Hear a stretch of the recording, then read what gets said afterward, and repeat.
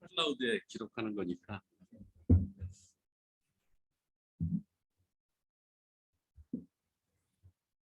네, 2022년 4월 14일 ESBN 시작하겠습니다. 오늘은 제가 주로 강의를 할게요.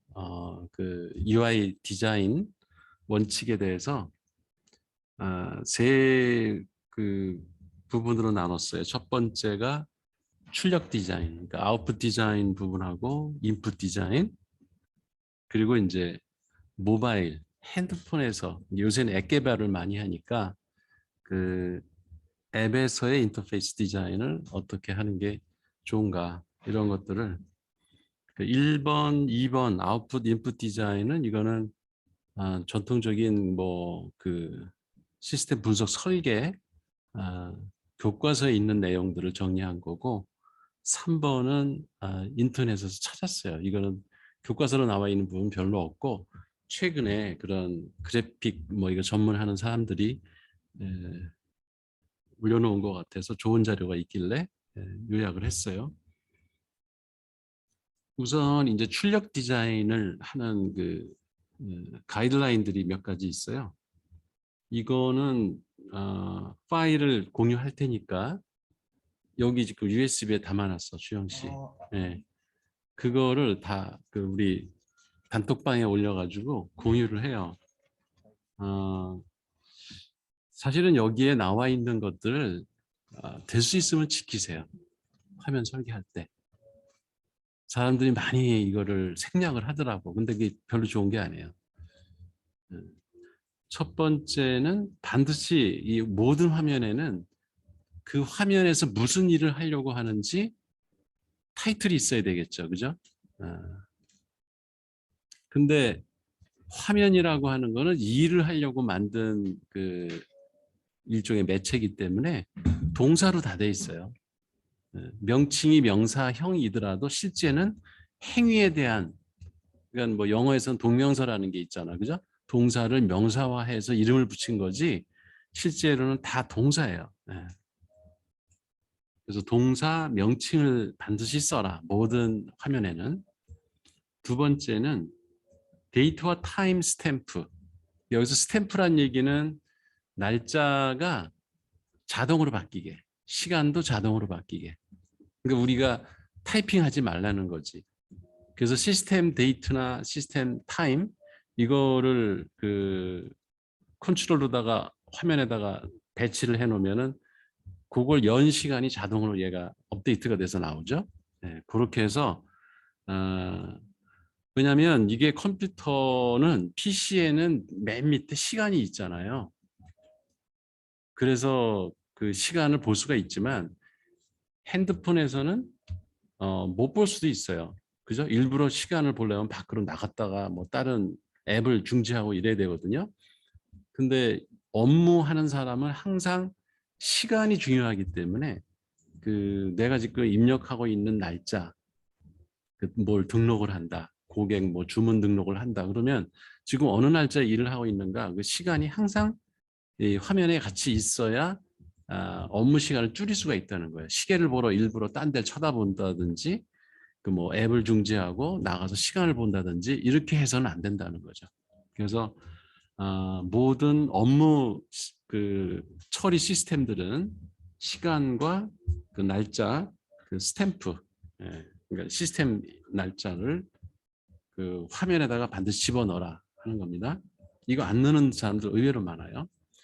그 다음에 섹션과 헤딩을 좀 구분하라는 거죠.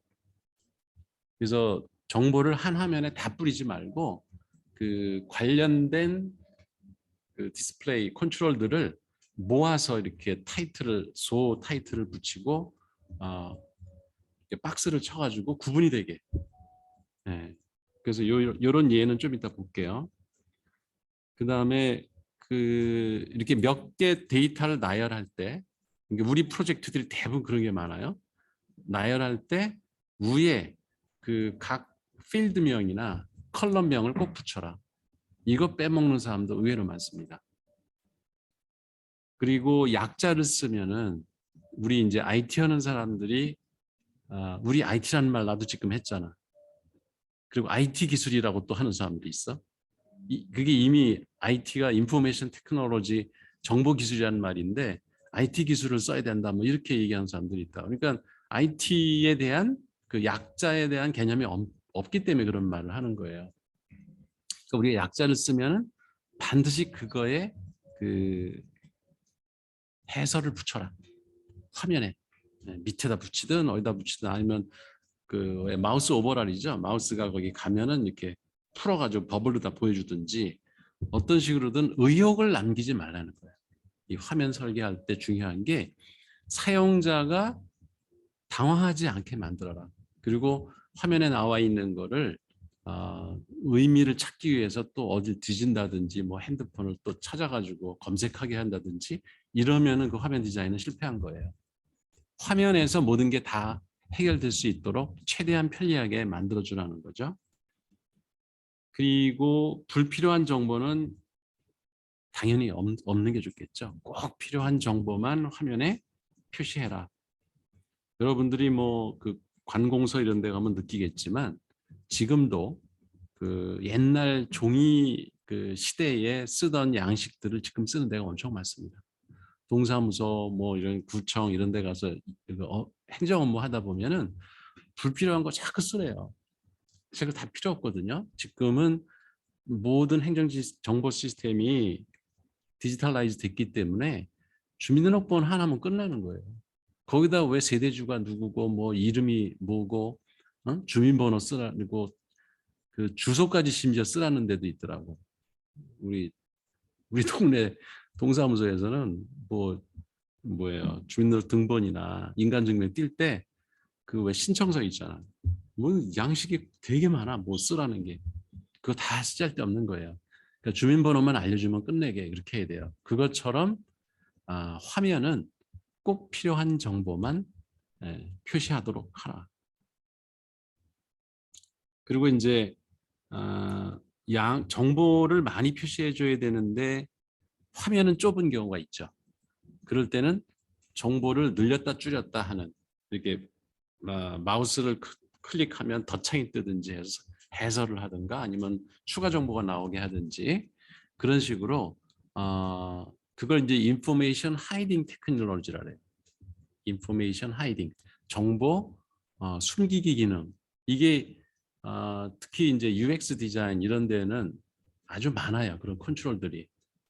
그래서 최대한 그런 컨트롤을 이용해서 화면은 가능한 한 심플하게 하고 그렇지만 사용자가 알고자 하면은 그 화면에서 다 그 지금 무슨 일을 해야 되는지 알 수 있도록 최대한 친절하게 그 안에 정보를 다 제공하라는 거죠. 그리고 그러니까 입력할 때도 마찬가지지만 출력할 때도 사용자가 포맷을 바꿀 필요가 없게 만들어줘야 돼요. 이게 예를 들면 이런 거지. 이게 돈이면 이게 뭐 우리나라에서만 쓰는 시스템이면은 당연히 원이겠지만 이게 뭐 요새 해외 그 외환 거래를 우리가 자유롭게 하잖아요. 그 무슨 물건 살 때도 해외 직구하고 이럴 때는 그게 달러인지 그 위안화인지 한국 원인지 이거 구분이 안 되잖아요. 또 우리나라에서도 이게 원인지 1,000원인지 10,000원인지 그 단위가 분명하지 않다고요. 그러니까 그런 거를 사용자가 거기다가 뭐 원을 그 치게 한다든지 또 왜 숫자 보면은 1,000단위로 끊게 돼 있죠. 이게 컴마 이렇게 하면은 1,000단위로 끊으면 이게 1,001개만 있으면 그 컴마가 2개 있으면 100만이죠. 3개 있으면 10억이고. 그래서 이 숫자 개념이 있는 사람들은 그 컴마를 지어가지고 뒤에 거를 카운터 안 해도 바로 금액이 얼마인지 알아요. 근데 이제 그거 개념이 없는 사람들은 일시 100, 1000만, 10만 해가지고 한참 세고 앉았지. 그 긴 숫자 막 15억, 1조 막 이런 데는 숫자는 그 4개면 1조거든요. 네, 커마가 조 단위예요. 4개면 커마가. 그래서 그런 거를 사용자가 수고를 들이지 않고도 금방 알아볼 수 있게 하라는 거지. 화면에 출력할 때. 그리고 이제 화면이 어느 한쪽에 이렇게 치우쳐 있다는 지금 안 돼요. 전반적으로 이렇게 보기 좋게 배치가 꽉 화면 전체가 차도록 배치를 하라는 거고, 그리고 이제 내비게이션이 쉽게 해라. 네. 이 컴퓨터의 표준은 동양하고는 정반대죠. 동양은 오른쪽에서 밑으로 내리잖아요. 특히 중국 신문은 지금도 그래요. 오른쪽에서 이렇게 내려와요. 그죠? 붓글씨 쓰면 그렇게 쓰잖아. 오른쪽에서 왼쪽으로 가면서 이렇게 내려오면서 글씨 쓴다고. 근데 우리나라도 옛날에 신문이 다 그랬었어요. 우리 대학 다닐 때 조선일보, 동아일보 얘들 신문 보면 다 그렇게 지금으로 보면 맨 끝에 면이 일면이었어. 지금처럼 우리 책하고 똑같이 그렇게 화면 지면이 바뀐 게 한겨레 신문이 처음 한 거예요. 그때 그 당시에는 욕도 많이 먹었어. 응? 전통을 어긴다고. 근데 지금은 이제 다 바뀌었지. 왜냐면 학교 교과서가 다 그렇게 돼 있는데. 근데 이건 서양 방식이에요. 지금 우리가 쓰고 있는 교과서 집필 방식이나, 그러니까 옛날 여러분 고전 책 보거나 뭐 이렇게 무슨 논어니 이런 거를 한자로 돼 있는 책 혹시 TV 연속극에서 보면은 거꾸로 돼 있잖아. 그죠? 네, 오른쪽에서부터 이렇게 가거든. 근데 지금 이제 어쨌든 컴퓨터의 표준은 노스 웨스트 코너. 그러니까 왼쪽 귀퉁이 위에 거기서부터 시작해요. 왜냐면 이게 컴퓨터가 주사선을 그릴 때 우리는 이게 지금 한 화면이라고 보지만은 컴퓨터는 지금 계속 뿌리고 있는 거거든, 전자를. 그러면 이제 왼쪽 귀퉁이에요. 이게 노스 웨스트가 커서가 시작하는 곳이야. 이거대로 화면 설계도 해야 되는 거예요. 그래서 이 내비게이션 할 때 마우스가 옮겨 다니는 게 왼쪽 귀퉁이에서 시작해가지고 오른쪽으로 가야 돼요. 내려오면 안 되고 오른쪽으로 갔다가 다시 한 줄 바꿔서 밑으로 내려와가지고 이렇게 옮기도록. 그러니까 이 컴퓨터 화면을 구성하는 이 화면 주사선이 움직이는 방향으로 화면 설계를 해야 된다는 게 원칙이에요. 그거를 가장 잘 지키는 두 회사가 이제 애플하고 마이크로소프트죠. 걔들이 거의 모든 화면 구성의 그 설계 원칙을 걔들이 표준을 정해요.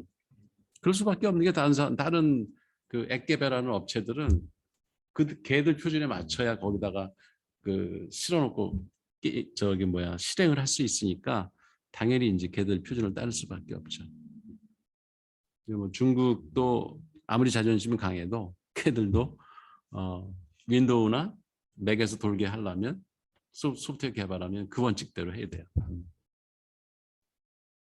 그리고 자곤이라고 하는 게 이제 그 전문 용어. 네.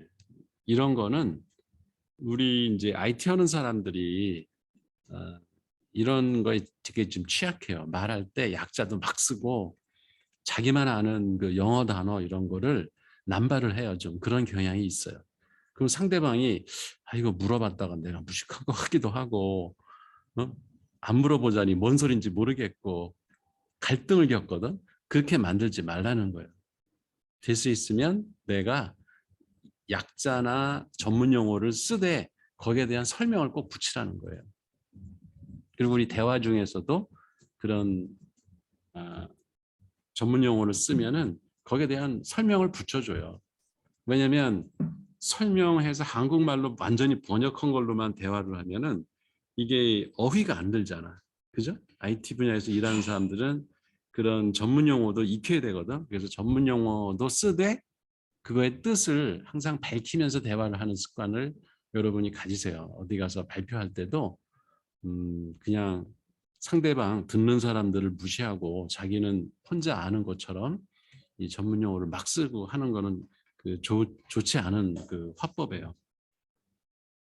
그런 것들을 화면 설계할 때도 여러분들이 지켜서 하고요.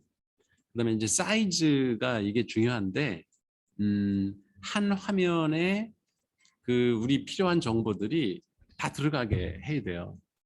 물론 이제 그게 밑으로 스크롤을 쭉 내려가면서 화면을 이렇게 올려가면서 보는 경우가 있죠. 이게 스크롤링 한다리지. 그게 이제 두 번째 항목인데, 그래서 요새는 그 반응형 디자인을 하죠. 그죠? 우리가 화면을 만들어 놓으면 이게 PC 넓은 그 해상도 좋은 데서 볼 때는 쫙 다 펼쳐주고, 앱에서 볼 때는, 핸드폰에서 볼 때는 거기서 팍 줄여가지고 화면을 좁게 해주고, 폰트 사이즈도 자동으로 줄어들고, 이런 기능들을 최대한 활용해서 화면을 가능하면 움직이지 않고도 필요한 정보는 볼 수 있게 그 사이즈를 잘 조절하라는 겁니다.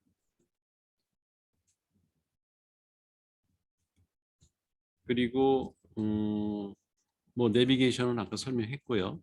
파티셔닝, 구분하는 거죠. 이렇게 나누어서 페이지 단위로 나누기도 하고, 그 이렇게 섹션을 나눠서 뭐 사용자 정보 입력하는 부분, 제품 정보 입력하는 부분, 그다음에 무슨 선적 정보, 이렇게 그 정보의 종류에 따라서 이렇게 구분을 해가지고 박스를 쳐서 나누어 가지고 화면에다 표시하는 게 좋다.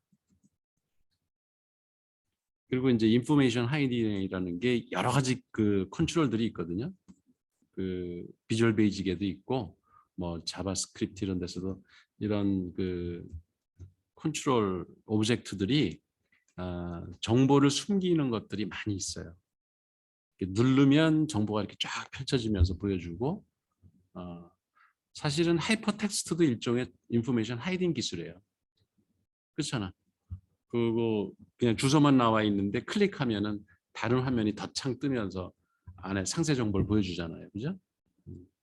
그래서 그런 기능들을 최대한 활용하면 화면을 깔끔하게 구성할 수가 있다는 거죠. 그리고 눈에 띄어야 되는 핵심적인 것들은 하이라이팅, 컬러를 뭐 빨갛게 해서 강조를 한다든지, 아니면 폰트 사이즈를 블럭체로다가 한다든지, 좀 큰 그 폰트 사이즈 쓴다든지 해서 눈에 띄게, 그 뭐 프로미넌트라고 그러죠. 프로미넌트하게 보여주는 거지. 그래서 그런 예들은 이따 뒷부분에서 많이 볼 겁니다. 그리고 될 수 있으면 그 컴퓨터 화면에서는 프린트 버튼을 가능한 넣으세요. 가능한. 우리가 이제 그 조회한다고 그러죠, 보통.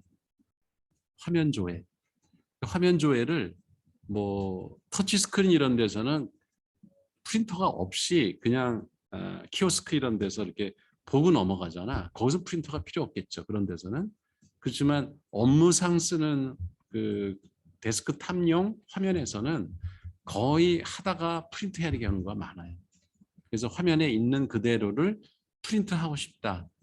그럼 이런 기능이 없는 그 프로그램을 짜놓으면은 그걸 뭐 캡처를 해가지고 프린트를 따로 하든지 이렇게 불편해져요. 그 벌써 업무상에 시간을 낭비해 주는 거 아니에요. 그렇게 낭비시키는 거잖아. 그죠? 그래서 업무 도중에 현재 화면을 프린트할 수 있는 기능을 될 수 있으면 화면에다가 배치해 주라는 거지. 그러니까 이런 건 그 사용자 요구 정보 이런 데 안 들어가잖아. 면접을 해도 그 사용자들이 그런 얘기 안 하거든요. 그러니까 그 사람들이 당연히 해주겠지 하고 믿을 수도 있고, 그런 게 필요한지도 모르기 때문에 그 정보 요구 분석할 때는 아직은 그 사람들이 이 시스템을 모르니까 요구 안 할 수도 있죠. 근데 요구 안 했다고 우리가 안 만들어주면 안 된다 이거. 우리가 알아서 프로답게 이 화면에서는 이게 프린트가 필요하겠구나를 우리가 판단해서 거기다가 버튼을 만들어줘야 되는 거죠. 이제 뭐 예들이 좀 있는데, 여기에 이제 눈여겨봐야 될 게 이 필드를 다 이렇게 나눴고요, 그죠? 5개 필드로 돼 있죠. 뭐 피어 넘버, 프로덕트 넘버 이런 식으로 5개 필드로 돼 있고, 각 필드와 필드 사이에 적절히 간격을 다 띄웠어요. 이게 보기가 좋잖아. 이렇게 이게 뭐 중간에 공백이 좀 있다고 이걸 몰아가지고 왼쪽에다가 다 몰아놓으면은 사람이 좀 이상해요. 기분이 이렇게 밸런스가 맞춰져야 돼. 그 다음에 여기 보면 문자는 가운데 정렬을 했고요. 그렇죠? 그리고 숫자는 우측 정렬을 했고요. 이것도 눈여겨봐야 됩니다. 숫자는 무조건 우측 정렬해요. 수치가 있고 숫자가 있죠. 어떻게 다르죠? 수치는 무조건 우측 정렬을 해야 돼요. 수치는. 그러니까 수치라는 게 계산 가능한 숫자를 수치라고 해요. value. 그러니까 몸무게, 키 이런 게 이제 수치지. 그건 더하고 빼고 할 수 있잖아. 근데 표시는 숫자로 했지만 계산하지 않는 그 숫자가 있죠. 그러니까 주민등록번호, 전화번호, 우편번호 이런 거는 뭐 더하고 빼는 게 아니잖아. 그런 거는 문자하고 똑같이 취급해요. 그래서 가운데 정렬.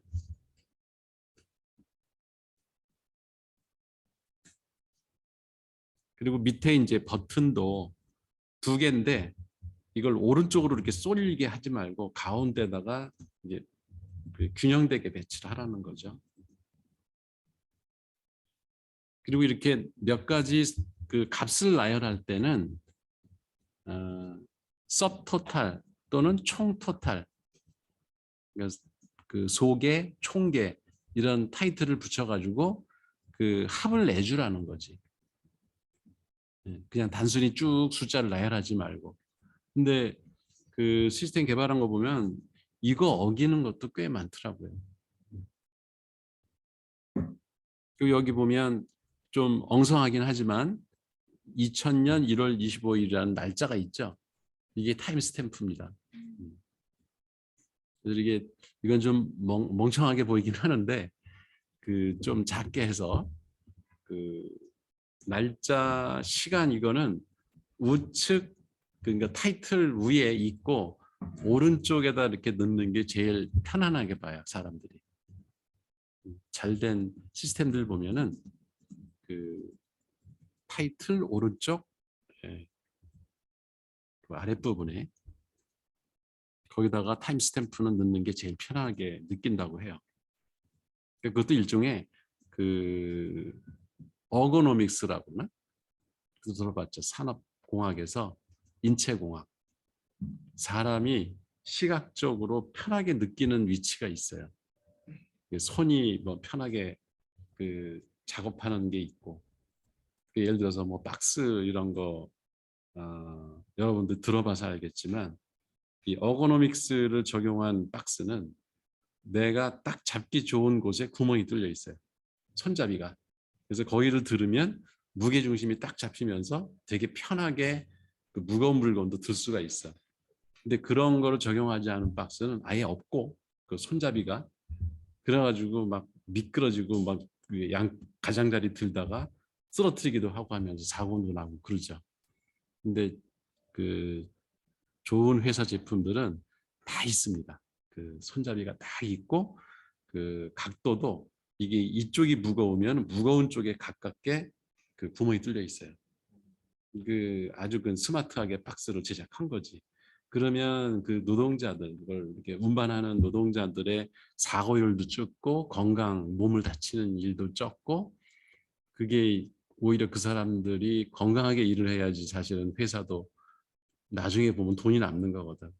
그래서 어거노믹스라는 게 되게 중요한 건데 좀 싼 제품들,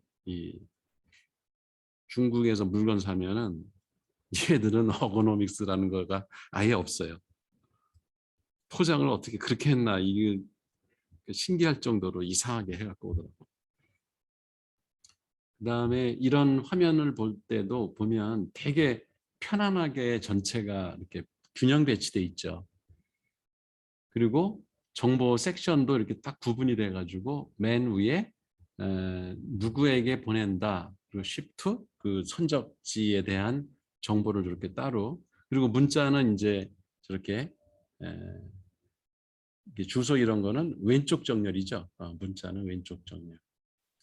그러니까 간단한 타이틀들은 중간 가운데 정렬인데 문장이나 이런 건 다 왼쪽 정렬로 돼 있죠. 우리가 책 쓸 때도 그렇고. 그리고 중요한 저기 핵심 정보들은 저렇게 따로 박스를 그려가지고 가운데 그 굵은 선을 해가지고 다 그 강조를 해놨고요. 그 다음에 이제 물품 목록은 이렇게 쭉 나열을 하고 각 컬럼마다 타이틀을 다 붙였고 숫자는 오른쪽 정렬, 그 여기 문자들은 왼쪽 정렬하고 섭 그 총계, 그 다음에 세금, 그리고 실제 내야 되는 돈 이렇게 이거 이제 회계 개념이 좀 있으면 이런 수치 정보를 화면 설계할 때 어떤 데이터가 필요한지 이게 사실 설계자가 잘해줘야죠 이런 거.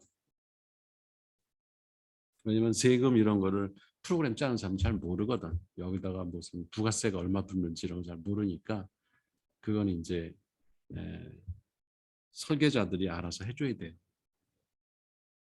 그리고 이제 밑에 보면 이제 여기에 대한 뭐 궁금한 사항이나 이런 거 설명 이런 게 이제 밑에 들어가고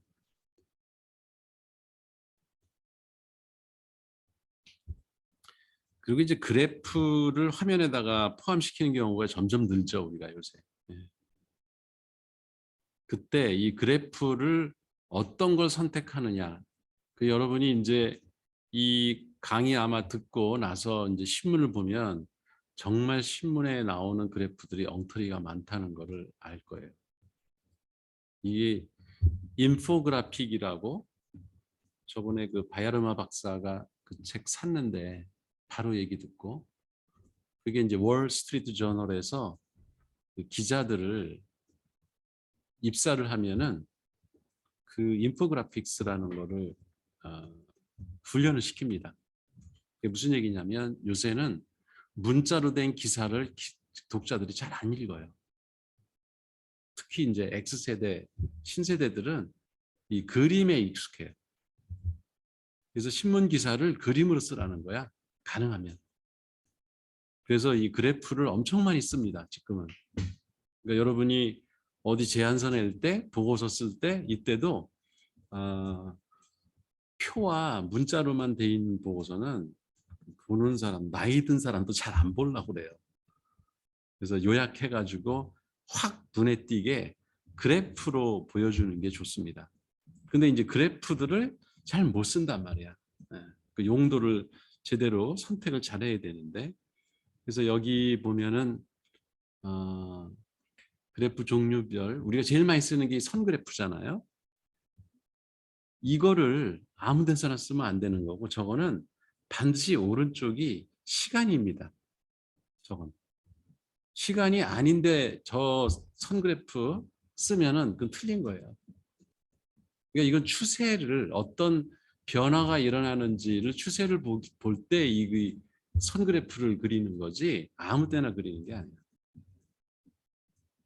그다음에 이제 두 번째 에어리어 차트하고 바 차트 이거는 가로 세로 놨다 뿐이지 이건 다르네. 에어리어 차트는 그 상대적인 비중이 어떻게 변화가는가를 보여주는 거고 이 바 차트와 컬럼 차트는 방향만 바뀌었지 똑같은 거예요. 보통 우리가 막대 그래프라고 그러죠. 막대 그래프. 그러니까 막대 그래프는 상대적 비교를 할 때.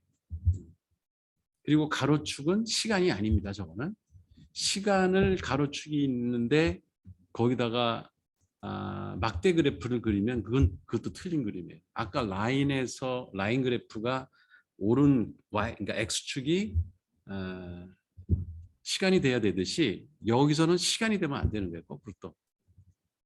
근데 의외로 이런 그림 많습니다. 신문에서 한번 그 틀린 예들을 찾아가지고 나중에 보여줘봐요. 의외로 많아요. 그 다음에 이제 파이 차트가 있고 도넛 차트가 있는데 이거 용도는 비슷해요.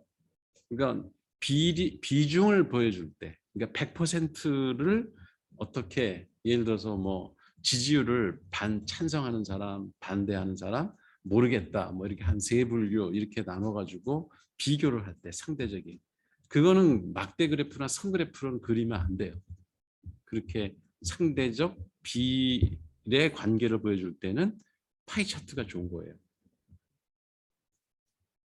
근데 이제 도넛 차트는 비교 대상이 여러 개일 때 하나가 아니라 여러 개일 때는 도넛 차트로 해서 저기는 지금 두 개의 문항에 대한 그렇죠? 상대적인 비교를 보여주고 있죠.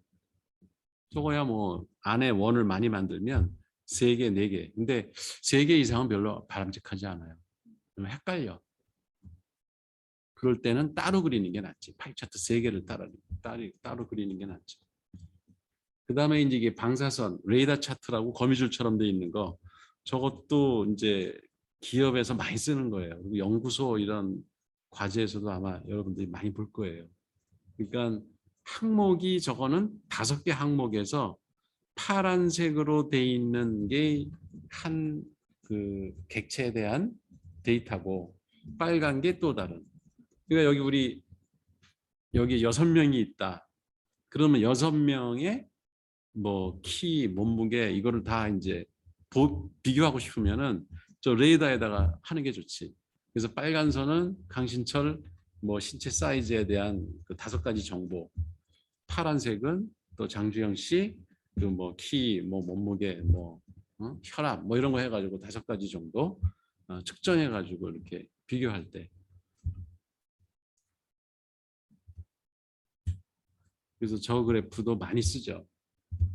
그리고 이제 이거 분산도 스캐러 차트는 두 현상 간의 상관관계를 그래프로 보여주고 싶을 때 둘이 얼마나 연관이 있나, 전혀 상관이 없나, 전혀 상관이 없으면 그냥 막 흩어져 있을 거고, 두 개가 어떤 패턴을 그리고 같이 X가 증가하면 Y도 같이 증가한다 그러면 이렇게 벌떼처럼 이렇게 포물선이 그려지겠죠, 그죠? 그런 걸 보고 이제 추세 분석을 할 때 사용하는, 이게 이제 빅데이터 분석에서는 이 스캐러 차트도 많이 쓰죠. 그래서 거기서 패턴이 뭐가 보이면 그걸 이제 함수로 만들어 가지고 예측 함수를 만든다든지 이제 그런 일을 할 때. 그리고 이제 레코드의 값을 이게 항목이 이제 그 컬럼들이 이렇게 여러 개가 있을 때 그걸 구분해서 보여준 거예요. 이거는 이렇게 보여주는 방식도 있고 여러 개 레코드를 한꺼번에 보여줄 때는 어떻게 엑셀 표로다 보여주겠죠. 근데 이거는 지금 한 레코드를 한 번에 하나만 보여줄 때 이런 식으로 디스플레이 한다는 거죠. 그게 되게 인사 파일 같은 거. 인사 파일을 뭐 여러 사람을 쭉 늘어놓고 보는 경우는 거의 없거든요.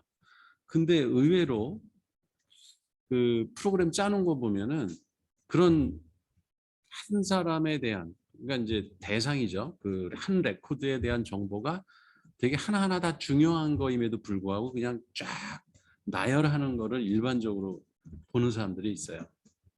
화면 설계할 때. 그거는 좀 안 좋은 겁니다. 그래서 한 제품을 내가 가지고 그 제품을 뭐 검사한다든지 그거의 특성을 파악한다든지 그런 일을 하는 화면에서는 한 화면에 레코드 하나만 보여줘야 돼요. 그거를 여러 개 늘어놓으면은 이게 헷갈립니다. 그리고 실제 업무를 하다가 실수를 많이 저질러요. 그래서 특히 이제 마스터 파일에 한 레코드를 보여줄 때는 한 화면에서 한 레코드만 보여줘라. 그리고 이제 그 여기 버튼으로다가 이전으로 가든지 오른쪽으로 가든지 맨 끝으로 가든지 맨 앞으로 가든지 그런 버튼들을 가지고 조작을 하면 되죠, 그죠?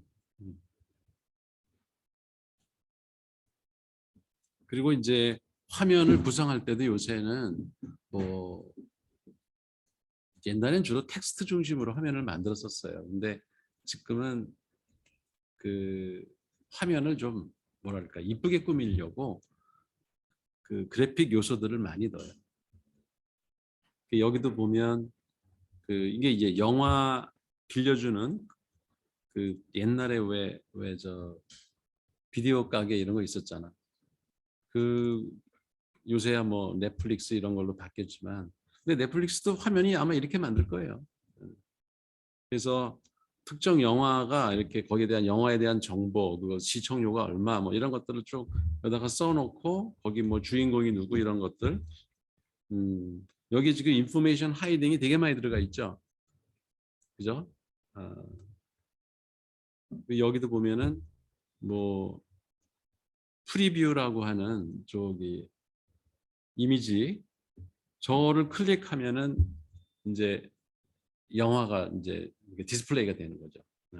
바로 이런 식으로 덧창이 떠서 어, 짧은 그 피처 영상을 볼 수가 있는 거죠. 티저 영상이라고도 하죠. 티저 영상.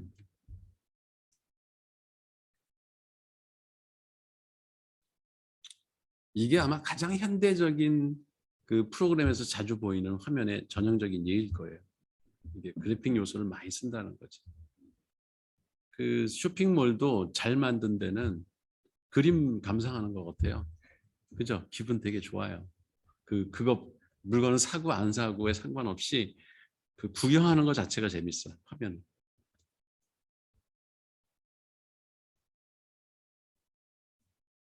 그리고 여러분들이 아마 프로그래밍 하다 보면 이 뭐 워크 브레이크다운 스트럭처 이런 거 만들기도 하고 또 우리가 유스 케이스 다이그램 이런 걸 그려서 그 시스템의 기능 이걸 그림으로 보여주기도 하지만 그 내비게이션 맵 일종의 이제 거기에 메뉴가 어떻게 작동하는가를 한번 그려보면 그러면 좀 더 프로그래밍을 효율적으로 할 수가 있죠. 그래서 메뉴 설계도도 사실은 설계도에 포함되는 게 원칙이에요, 사실은. 그래서 탑 메뉴 들어가 가지고 이제 시스템 일이 딱 뜨겠지, 첫 화면에는, 그지?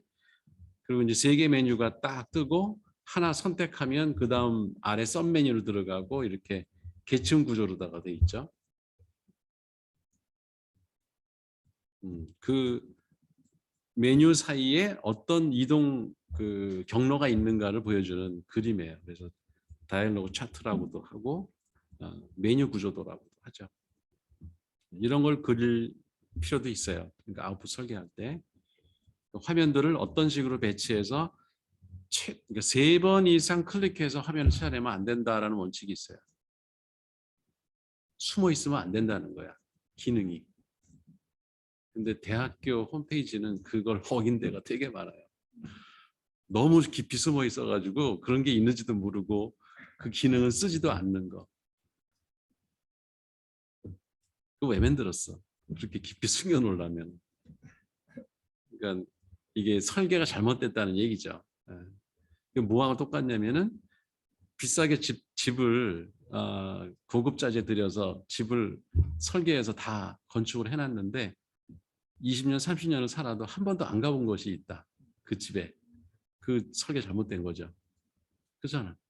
그 쓸데없는 재료비가 거기 들어가 있는 거잖아. 안 쓸 거면 아예 안 만들었으면 다른 공간을 거기다가 더 쓸 수 있고 비용도 절감할 수 있는데 이 소프트웨어에서 똑같은 거예요.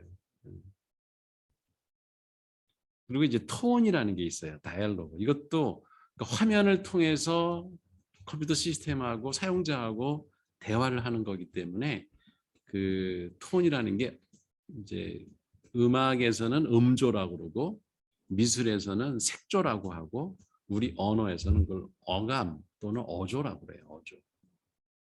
그러니까 느낌이 있다는 거야. 그 화면을 보면서 사용자가 느끼는 게 있거든요. 그러니까 가능하면 그 화면에 있는 단어들은 심플한 게 좋다. 단순하고. 그러면서도 딱 무슨 의미인지 와닿는 단어를 골라서 타이틀들을 붙여야 된다는 거예요. 근데 이거는 사실 여러분들이 좀 그 소설도 좀 많이 읽고 책을 많이 본 사람들은 정말 좋은 단어들을 빨리빨리 떠올라서 화면 설계를 잘해요. 근데 이 독서력이 없는 사람들은 지가 본 단어, 맨날 쓰는 단어 이거밖에는 그 머릿속에 생각이 안 나니까 화면 설계가 엉성해요. 뭔가 그 느낌이 어조가 톤이 안 좋아. 근데 그런 인문학적 소양이 충분한 사람이 만든 화면은 뭔가 따뜻하고 그 쓰고 싶고 정감이 가고 이런단 말이에요. 그러니까 이건 어떻게 뭐 눈에 드러나는 건 아니지만 느낌이 있어요. 그래서 여러분들이 영화도 좀 많이 보고 소설도 좀 읽고 그러면서 이 자기 소양을 넓히세요. 그러면 이런 화면 설계에서도 그게 다 드러납니다. 그리고 여러분 제안서 쓸 때 단어 선정 이런 게 거기에 다 영향을 받아요. 그러면 심사하는 사람들은 다 알아. 예. 그리고 문법적으로 코렉트 센텐스, 우리말, 고운말 이런 책들도 엄청 많이 나와 있거든요. 근데 가장 원전이 이효덕 선생의 우리말 바로쓰기란 책입니다. 이거는 필독서예요. 전 국민이 무조건 봐야 되는 책이야. 돌아가셨는데 그분은 평생 우리말을 이쁘게 가다듬어서 쓰자 그 운동을 하시다가 돌아간 분이에요. 이효덕. 네, 그분. 그분이 쓴 책 2권짜리가 있어요. 그 우리말 바로쓰기라는 책. 그거는 항상 책꽂이에 꽂아놓고 무슨 말을 쓸 때 이게 과연 내가 맞는 단어인가. 그 영어는 그렇게 하거든요. 영어 배울 때는 미국에서 논문 쓰고 뭐 그 책 쓰고 할 때는 그 잉글리시 유세지라는 사전들을 다 갖다 놓고 철저히 그거는 검증을 해서 써요. 여기에서 적합한 단어인가를 계속 고민하면서. 근데 우리 말은 좀 소홀히 하는 경향이 있어요. 그래서 여러분들은 좀 이쁜 말, 그리고 바른 말, 우리 문법에 맞는 말 이런 걸 쓰는 훈련을 하면서 화면 설계할 때도 그거를 그대로 반영을 했으면 좋겠어요. 그리고 웃긴다거나 funny, 그리고 뭐 귀여운 척하고 이런 화면 하지 마세요. 역대 그 광고, 그 마케팅에도 그게 있죠. 그 코미디언들 웃기는 광고에서 성공한 사례가 거의 없습니다. 그리고 뭐 귀여운 척하고 뭐 또 여기 뭐 컨디센딩이라는 말이 있죠. 컨디센딩. 이거는 거꾸로 또 지가 잘난 척하는 거예요. 그러니까 자기 잘난 척한다는 게 야 이것도 몰라? 너는 알아서 써야지 하는 그 고급진 단어 자기 깐에는 이런 거를 화면에다가 이제 타이틀로 붙인다든지 제목을 붙인다든지 당연히 이건 알지 사용자라면 이런 식의 태도를 가지고 화면 설계를 하면 안 된다는 거죠. 그러니까 뭐 그냥 갓 신입한 사원도 회사에 금방 들어온 사원도 그 업무를 보는데 화면에 들어가면 친절하게 그냥 볼 수 있게끔 화면을 만드는 원칙 이게 좋은 거예요. 그래서 중고생들도 이해할 수 있는 단어, 문장 이런 것들로 화면을 구성하라는 겁니다. 그래서 컴퓨터 전문 용어 쓰지 말고요. 그리고 약자는 될 수 있으면 쓰지 말고요. 썼다 하면은 반드시 밑에 아까 그 왜 키아누 리브스 그 화면이 있었죠. 밑에 보면 이렇게 설명이 있었잖아. 거기에 대한 해설을 꼭 붙이든가. 아니면 뭐 그 마우스 오버 기능을 이용해서 그 단어를 가져가면은 거기에 이렇게 쭉 풀어서 그 설명을 해주든가. 그렇게 해서라도 친절하게 사전 찾게 만들지 말라는 거예요. 그리고 용어를 쓸 때도 여기서는 섹스라고 그랬다가 저기서는 젠더라고 그랬다가 여기서는 남녀라고 그랬다가 여기는 성별이라고 했다가 이렇게 쓰지 말라는 거야. 내 시스템에서는 성별이라고 했으면 모든 화면에 다 성별로 통일하라는 거죠. 컬럼명도 성별로 하고.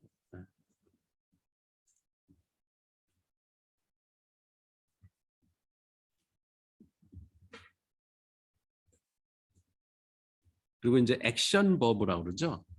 그 이게 어차피 화면에서 일을 하는 거예요. 그 사용자가. 그러니까 행동을 유발하는 명령어 이런 것들이 거기 들어가야 된다는 거야. 그 버튼 이름도 버튼에 그 명사가 들어가면 안 되는 거예요. 물론 버튼이니까 명사형이지, 그지? 근데 내용은 동사여야 돼요. 그러니까 뭐 저장 아니면은 검색, 뭐 확인, 뭐 이런 식의 동사가 들어가야지.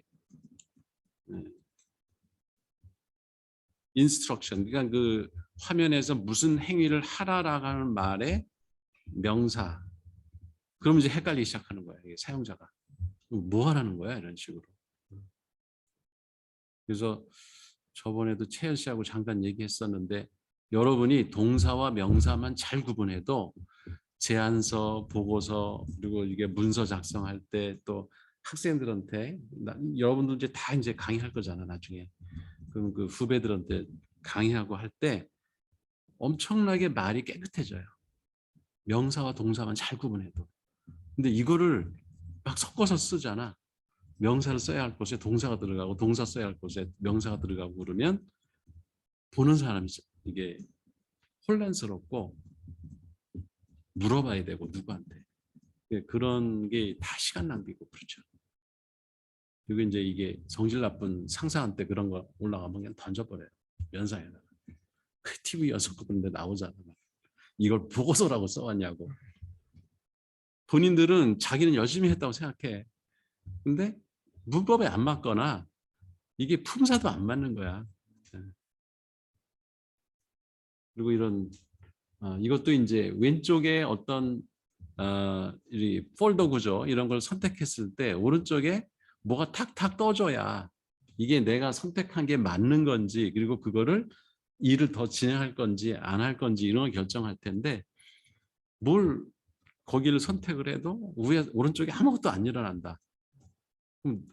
그럼 뭐 하라는 건지 그 메뉴 왜 만들어 놨는지 모르잖아요. 그죠? 그래서 이게 대화라는 게 다이얼로그라고 그러잖아요. 우리가 화면에서 그 컴퓨터하고 사용자하고 주고받는 게 우리가 일상에서 맥주 마시면서 친구하고 대화할 때 하듯이 하라는 거야. 대화하듯이 화면도 구성을 해줘야 이 컴퓨터하고 사용자가 친밀감을 느끼면서 일을 편하게 하면 그러면 이제 에러 확률도 줄고 일의 능률도 올라서 일이 금방 끝나고 그런 식으로 이 화면 구성을 해주는 원칙을 여러분이 좀 생각해 가면서 만들어라. 그리고 이제 요새는 이 컨트롤이라는 게 하도 많이 발달을 해서 많아요 종류가. 그러니까 이걸 제대로 갖다 쓰는 것도 그것도 능력이야. 그래서 이렇게 뭐 풀다운 메뉴 위에서 메뉴를 선택하면 밑으로 쫙 펼쳐지는 거 그런 게 있고 또 커스케이딩 메뉴는 어떤 또 메뉴를 선택하면은 그 밑에가 이렇게 쭉쭉쭉 이렇게 단계별로 이렇게 펼쳐지는 것들이 있어요. 무슨 평풍 펼치듯이 커스케이딩 메뉴. 그다음에 이게 점점점 저게 엘립스라고 그러죠. 그 줄임말. 그래서 저기에는 누르면 뒤에 문장이 길게 또 있다는 얘기지. 네. 그리고 이제 메뉴 바, 맨 꼭대기에 메뉴 바가 있고 아이콘 메뉴들이 저렇게 중간에 있고 이건 이제 엑셀 화면이죠. 엑셀 화면이 지금 우리가 얘기했던 화면 설계 원칙들을 전부 반영해서 이렇게 멋진 화면을 만든 겁니다. 이게. 그래서 이제 그 IO 설계 원칙을 공부하면 다른 사람들이 만들어 놓은 좋은 시스템들, 잘 팔리는 뭐 애도비에서 나온 제품들 이런 걸 이제 유심히 보게 될 거예요, 여러분들이. 그걸 흉내내야 돼. 걔들이 잘 만든 거거든, 그게. 그리고 왜 이렇게 메뉴 바도 끌어다가 오른쪽에다 붙이면 길게 되기도 하고 또 다시 이쪽에다 놓으면은 줄어들어 가지고 그 칸에 맞춰 가지고 쫙 들어가기도 하고 그 불필요한 메뉴는 또 없어지면서 그런 것들이 이게 다 컨트롤 오브젝트를 잘 활용하는 사례들이거든요. 그러니까 그런 걸 잘 구성하면은 사용자가 되게 친숙하게 이 소프트웨어를 쓸 수가 있게 되는 거죠. 그래서 그런 컨트롤들이 뭐가 있는지를 일부러 시간 날 때 한번 쭉 잡고 보는 거예요. 그리고 어디 화면에 쓰였으면은 이거 어디에 있지? 내가 또 찾아서 그거를 갖다 쓰려고 노력을 하고 이러면서 점점 내 화면이 멋있어지는 거죠. 그리고 이건 이제 팝업 메뉴죠. 이게 화면 전체에서 뭐를 클릭하면 이게 오른쪽 버튼 그죠? 마우스 오른쪽 버튼 누르면은 툭 튀어오르는 거. 그리고 여기에는 없는데 여기 있네. 툴팁. 요거 봤어요 이거? 툴팁이라고 오른쪽 꼭대기에 여기 있잖아. 요거 누르면 그 팁이라는 게 알죠? 뭔지. 왜 뭐 음식점에서 뭐 먹으면 주는 것도 팁이지만 나한테 팁 좀 주세요. 그 얘기는 나한테 힌트를 주세요. 그런 거. 뭐 일을 하다가 잘 안 풀리면 좀 코멘트 해주면은 그 한 방에 빡 뚫어지는 경우가 있잖아. 특히 왜 소프트웨어 작업하는 사람들은 죽어라고 버그 찾으려고 그러는데 몇 시간씩 보내도 못 찾아. 자기가 봐서는 아무 에러도 없는데. 근데 고수가 딱 와서 보면 야 이거 컴마 뺐잖아. 그러면은 한 방에 이제 그게 팁이야. 그런 게 짧지만 그게 핵심적인 어떤 코멘트가 될 수 있는 것들. 그런 거를 저렇게 화면에 저것도 컨트롤이에요. 컨트롤 오브젝트예요. 그래서 저거를 필요한 곳에다가 저거를 마우스가 가져가면 이게 뭐 하는 건지 잘 모를 수도 있잖아. 그죠? 그러면 이 툴팁이 나타나서 이 퍼센트는 백분율을 표시하는 거다 이렇게 설명을 해줄 수도 있고 뭐 사용 예를 보여줄 수도 있고 그런 컨트롤 오브젝트도 있다는 거고요. 이건 좀 올드한 스타일이지만 이렇게 요새는 아이콘 메뉴가 이제 흔하죠, 그죠? 뭐 핸드폰은 다 아이콘 메뉴지 뭐 거의 텍스트 메뉴가 별로 없고. 근데 이제 이 데스크탑 화면에서도 아이콘 메뉴를 쓸 수 있으면 쓰고, 근데 되게 이제 돌아다니는 아이콘들은 작죠, 사이즈가. 우리 보통 데스크탑 화면은 큰데, 근데 그럴 때는 뭐 디자인 팀이 따로 있어서 3D나 스튜디오 이런 걸 가지고 만들어 주든가 버튼을 사실 고객들을 감동시키려면 그런 일도 사실은 해야 됩니다. 그리고 이제 본인이 할 수 있으면 애도비 포토샵 같은 거 가지고 버튼을 만들어서 라이브러리를 갖고 있다가 갖다 쓰는 거지 자기가. 그 안에 들어가서 문자만 바꾸면 뭐든지 만들어낼 수 있으니까. 그래서 그냥 텍스트 떡 넣는 것보다 아이콘으로 이렇게 해서 좀 시각적으로 사용자가 좀 편하게 느끼도록 해주려는 노력, 그런 것도 필요하다는 거죠. 자, 그것까지가 이제 출력 디자인 할 때 우리가 고려를 해야 될 사항이고요. 입력 그 설계를 할 때, 입력 화면을 설계할 때 입력 디자인에도 이제 몇 가지 가이드라인이 있어요. 그러니까 베리어블 데이터라는 게 이미 시스템이 알고 있는 데이터, 그리고 DB에 있는 데이터, 이거를 최대한 뿌려주라는 거예요. 화면에는 사용자가 반드시 입력을 해야 되는 것만, 그게 이제 베리어블 데이터죠. 컴퓨터는 알 수 없는, DB에도 없는 새로 입력해야 되는 데이터만 화면에 입력하도록 만들라는 거예요. 이게 되게 당연한 것 같고 단순한 원칙인데 이거 정말 안 지키는 사람 많아요. 이미 DB에 있는데 그걸 또 입력하라고 그런다고. 아까 그랬잖아. 동사무소에서 자꾸 뭘 쓰라고 그런다고. 똑같아요. 화면도 그렇게 만들어요. 아무 생각 없이 주소 또 입력하래요. 그러니까 주민번호만 치면은 주소가 탁탁 다 떠줘야 되거든, 화면에.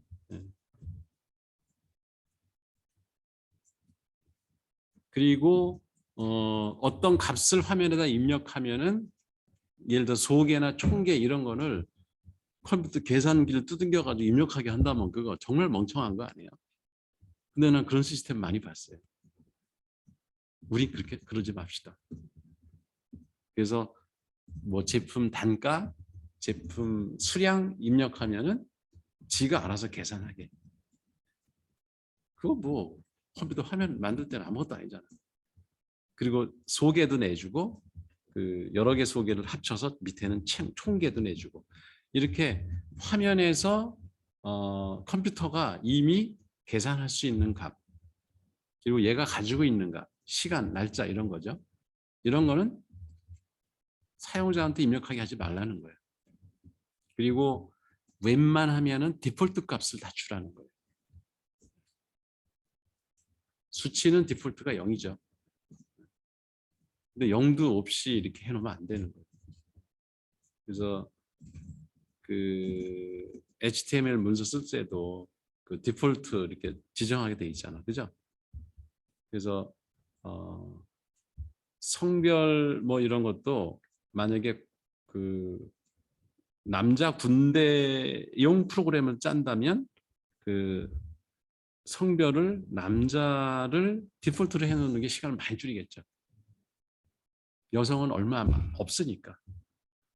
근데 이제 회사야 뭐 그러면 성차별한다고 또 얘기가 나올 수 있으니까 그렇겠지만 어쨌든 가장 많이 입력을 사용자가 할 만한 데이터는 디폴트로 넣어주는 게 이 입력 에러를 줄이고 노력을 줄이는 좋은 방법이죠.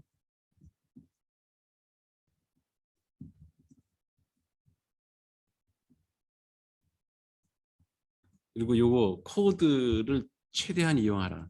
이걸 우린 뭐 이미 DB 설계할 때 얘기했죠.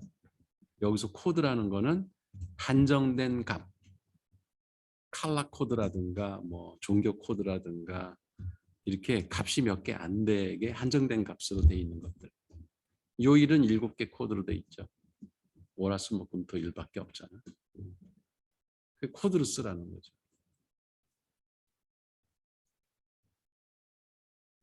그래서 코드화 해놓으면은 뭐 그거 입력할 때 이렇게 커스케이드 메뉴처럼 드랍다운 리스트 이런 거 딱 보여주면 쭉 한 데서 고르게 선택하게. 근데 생년월일은 난 불편하더라고. 여러분은 안 불편할 거예요. 근데 나이 든 사람은 되게 불편해요. 왜 이렇게 긁어내려가야 되잖아. 쭉 돌려서 가면은 내가 56년생까지 가려면 한참을 가야 돼. 그냥 내가 1956 치는 게 훨씬 빨라. 이제 그런 것도 사실은 고려 요인이에요. 한참 그 편리하게 해준다는데 되게 불편해. 그리고 월은 괜찮아. 12개까지는. 그죠? 근데 일은 또 불편하더라고. 31일까지 있어가지고 31일을 입력해야 되는 경우 한참 밑에까지 다 끝까지 가야 되잖아. 그러니까 한참 걸려. 그래서 그럴 땐 콤보 박스 쓰면 되죠. 알죠? 콤보 박스. 컨트롤 오브젝트 중에 콤보 박스는 콤보라는 말이 콤비네이션 박스라는 거야. 그래서 텍스트 박스이면서 그 타이핑도 할 수 있고 콤보기 때문에 거기에 리스트도 있고 그래서 리스트에서 골라서 입력하든지 아니면 직접 타이핑하든지 그 이메일 주소의 뒤에 그 앱 주소 다음에 그거는 모든 뭐 통신회사를 다 쓸 수 없으니까 콤보 박스로 다 해놨죠. 그래서 가장 많이 쓰는 몇 개 회사는 거기서 선택하게 하고 아닌 건 직접 입력할 수 있게 그게 콤보 박스죠. 그게 이제 인간공학, 인체공학, 뭐 어거노믹스 아까 그랬는데 여기 그 이런 아이오 디자인 할 때도 인체공학을 적용을 해요. 그래서 사용자는 그 다음에 뭘 해야 될지 항상 알 수 있게 화면 설계를 하라는 거예요. 입력화면 만들 때. 그러니까 뭐를 입력해 놓고 어떻게 해야 되지? 나는 지금 그 우리나라 금융기관 시스템들이 이거 다 어기고 있어요. 정말 인터페이스 안 좋아요. 우리나라 금융기관들이. 그 애플사라고 그 저기 뭐야 실수 안 하는 거 아니에요. 애플사도 거기 그 맥킨토시에 올라와 있는 제품들 보면은 인터페이스 디자인이 잘못된 거 엄청 많아요. 이런 원칙들 어긴 거. 아무튼 이거는 하지 맙시다. 당황하게 만들지 말라고. 뭐를 입력했어. 그 다음에 어쩌라고. 뭘 해야 될지 모르게 만드는 거는 정말 그건 실패작이에요. 그리고 이제 얘가 이제 일을 하고 있을 때가 있잖아. 뭐를 클릭을 했는데 안에서 막 DB를 찾거나 이럴 때 지금 마치 다운된 것 같은 느낌이 들 때가 있죠. 컴퓨터가. 사실은 컴퓨터 일을 하고 있어서 그 결과를 못 보여주고 있는 것 뿐인데 그럴 때는 왜 이렇게 스케일바 쫙 이렇게 지나가는 거 있잖아. 뭐 막대기가 이렇게 지나가면서 진행되고 있는 거. 그런 거를 꼭 넣으라는 거예요. 그래서 사용자가 기다리지 말게 만들라는 거지. 그리고 될 수 있으면 거기다가 몇 퍼센트 완성됐다. 우리 다운로드할 때 다 보여주잖아. 퍼센트. 그러면 내가 기대하고 2분 3분 남았으면 그 시간에 딴 거 할 수 있잖아. 근데 이게 아무런 이렇게 메시지나 기호가 없으면은 답답하죠. 컴퓨터가 멈췄나? 그리고 다시 또 다 리부팅하고 막 이런 일들이 일어나거든. 그렇게 하지 않도록 예, 사용자가 당황하지 않게 해줘라. 그리고 이거는 정말 고급 기술 중에 하나인데 데이터를 잘못 입력했을 때 수정할 수 있게 도와줘. 그러니까 이제 그 문자열을 입력할 때는 사실 숫자도 받아들이거든요. 그렇잖아. 알파 뉴메릭이기 때문에. 근데 그런 데다가 숫자를 입력해야 할 곳에 문자를 입력한다든가 그러면 이제 이렇게 비밀번호 이럴 때는 그 특수 문자는 안 된다 이렇게 자동으로 뜨잖아요. 그게 이제 이런 기능이야. 그 에러가 들어가면 안 되는 거를 데이터에다 입력해보고 나서 에러 메시지를 주는 게 아니라 그냥 바로 그 컨트롤 오브젝트가 이 화면에서 바로 결과를 보여주는 거죠. 그래서 이 잘못됐다. 그리고 아예 입력도 안 돼. 그리고 더 이상 앞으로 나가지도 않아. 잘못된 입력이 돼 있으면. 근데 그 쇼핑몰 이런 데 보면은 내가 잘못 입력했는데 지나가요. 그러고 나서 뒤에서 틀렸대. 그래서 다시 또 앞으로 돌아와가지고 또 입력해야 되는 그런 경우도 있어요. 우리는 화면을 그렇게 설계하면 안 돼요. 그러니까 밸리드 체크라 그러죠. 밸리드. 그 입력한 값이 정당한가. 2월 28일밖에 없는 년에 29일이 입력했는데도 지나간다. 이게 틀린 거죠. 그죠? 13월일 입력할 수 없잖아요. 그런 걸 다 체크할 수 있어야 된다는 거죠.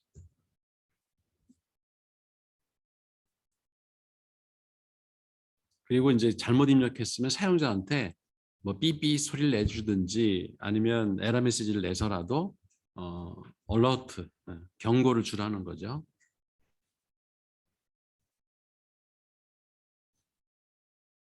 그리고 이제 완성됐으면 완료됐습니다라는 메시지를 꼭 주라는 거예요. 그리고 확인 저장이 됐다 그러면 저장됐다 이것도 그냥 휙 화면이 사라지게 만드는 사람들도 의외로 많아요. 그러니까 확인 버튼 누르잖아. 등록을 해놓고 확인 그러면 그냥 화면이 휙 없어져. 그럼 내가 지금 입력한 거야, 실수한 거야, 에러 난 거야 이게 전혀 감이 없어서 되게 당황스럽거든요. 그런 일이 없도록. 그러니까 화면에서 빠져나갈 때는 사용자가 반드시 나가기 버튼을 눌러서 이전 메뉴로 가든지 해야지 지 멋대로 화면이 일이 끝났다고 확 화면을 없애고 메뉴로 올라가 버린다든지 이런 거는 하지 말라는 거예요.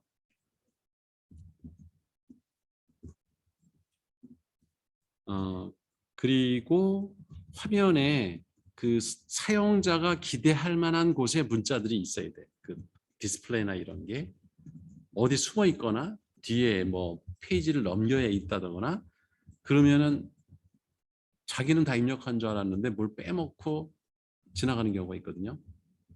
그래서 하여튼 사용자의 입장을 항상 생각하면서 화면 설계를 하면은 여기에 있는 원칙들 대부분 지킬 수가 있어요.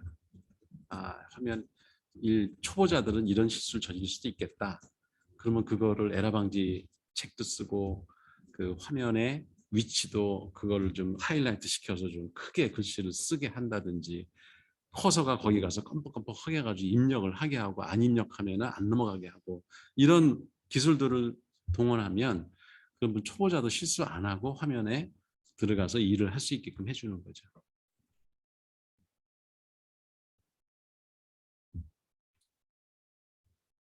그리고 이제 문자나 이런 것들이 이렇게 겹쳐 있지 않게 적정한 간격을 두고 배치하라는 거. 이건 뒤에 이제 그 예에서 좀 볼게요. 그리고 디폴트 밸류 아까 넣으라고 얘기했었죠. 그리고 사용자가 무슨 실수를 저지를지 설계자는 알고 있어야 된다는 거예요. 그리고 이제 에러 고치지 않으면 더 이상 진행하지 못하도록 하고 그래서 이런 거를 안 쓰면은 DB에 쓰레기 데이터가 엄청 쌓여요. 실수하니까 또 입력하고 실수하니까 또 등록하고 그래가지고 뭐에 컬럼이 빠지고 이런 데이터들이 그냥 빈 데이터가 엄청 많이 쌓이는 경우가 생겨요. 그게 다 이런 그 입력 설계 원칙을 안 지키도록 시스템을 만들었기 때문에 그런 일이 벌어지는 거예요. 그럼 또 그 앉아가지고 그 DB 정제한다고 데이터 그 정제 작업한다고 앉아가지고 다 삭제하는 파이썬 프로그램 짜고 이러면 안 되잖아. 네.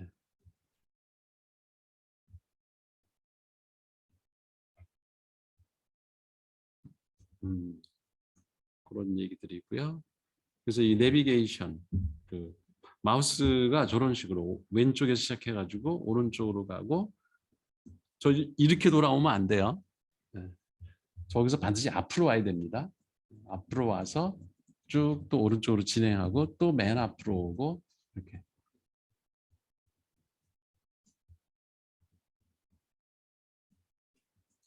그래서 여기 other information 칸은 크지만 순서상 여기서 바로 가는 게 아니고 이 맨 마지막 거에서 오른쪽으로 가는 걸로. 뭐 기타 뭐 기록할 내용 이런 것들을 화면 만들 때 저렇게 빈칸을 남겨놓죠.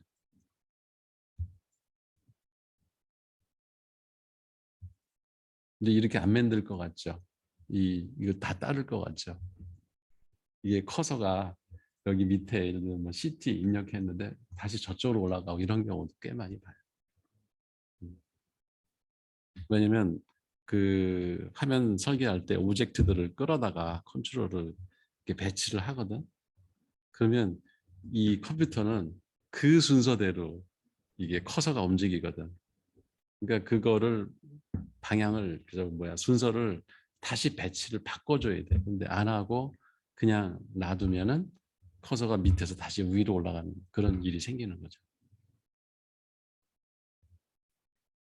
그리고 이제 요거는 메타포릭이라는 말이 은유 뭐 그런 거예요. 그러니까 어, 만약에 수표 내역을 은행 시스템에서 수표를 입력하는 거다. 아니면 뭐 비행기 티켓을 입력하는 거다 할 때 그 사람들이 비행기 티켓이 익숙하잖아. 또 뭐 은행 전표도 많이 작성을 해봐서 익숙하잖아. 수표도 그렇고. 그러면 그거 모양을 그대로 화면으로 재현. 그러면 이제 어느 위치에 무슨 값이 있는지를 알기 때문에 그 입력 에러가 줄고 이해하기도 되게 이해하기 쉽다는 거지.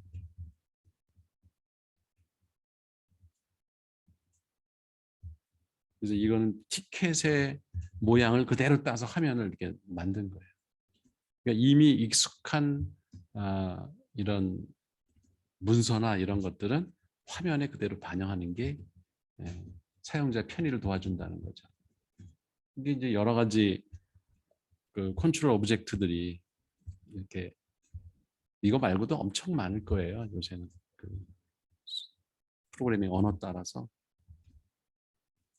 단일 선 이게 여러 개 선을 입력해서 멀티플라잉 텍스트 박스가 있고 저렇게 선택할 수 하는 뭐 라디오 버튼 라디오 버튼은 그러니까 한 그 상자 안에서는 하나만 선택하게 할 수도 있고 여러 개 할 때는 되게 라디오 버튼을 안 쓰고 이게 박스를 쓰죠. 체크 박스. 여기 밑에 있는 거는 체크 박스는 여러 개를 동시에 선택할 수 있게 해줄 때 이걸 써요. 성별 이런 거는 라디오 버튼을 쓰는 거지. 그래서 그 데이터 성격에 따라서 라디오 버튼 쓸 건지 체크박스 쓸 건지 그것도 구분해야 되고 이게 이제 드랍다운 리스트 저건 누르면 밑에 쭉 펼쳐지고 콤보 박스는 데이터 직접 입력할 수도 있고 리스트에서 선택할 수도 있고 에딧 박스는 이렇게 위로 쭉 이렇게 스크롤 돌려가면서 칼렌더 입력하듯이 해주는 거. 뭐 버튼 이런 게 다 명령어죠 이게 전부 다.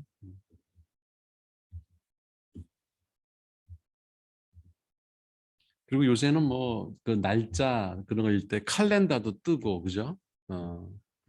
그리고 이렇게 스케일 왼쪽으로 옮기고 막 그 컬러, 색깔, 뭐 휘도 이런 걸 정할 때 아, 숫자를 입력하는 게 아니라 마우스 버튼 눌러가지고 이렇게 왼쪽으로 이렇게 끌어가면서 조명도라든가 투명도 이런 걸 조정할 수 있게 그런 오브젝트들도 있고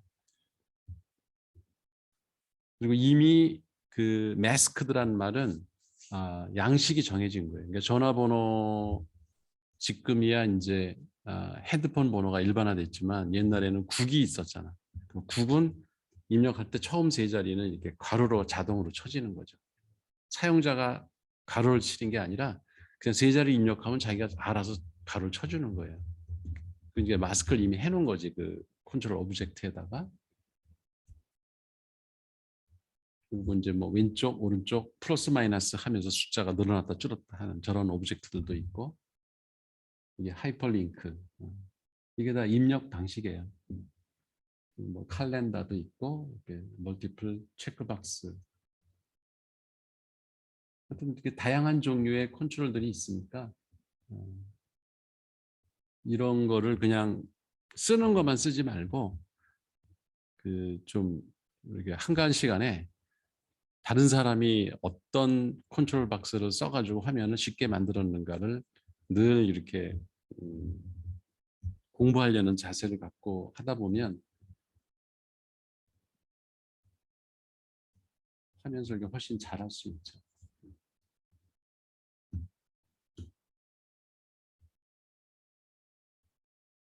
이런 것들도 나오죠, 그죠? 고급 진행 정도를 그래프로 보여주는 이게 스케일로다가 오른쪽으로 쭉 하면 여기도 같이 늘어나고 이런 폴더 구조 보여주는 것도 있고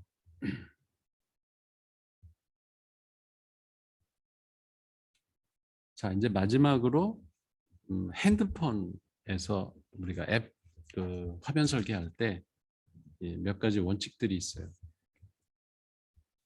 자 여기서 왼쪽 거와 오른쪽 화면에 뭐 여기 보면은 왼쪽 게 잘못된 거고 오른쪽 게 잘 됐다 이런 건데 뭐 때문에 저런가 한번 찾아봐요.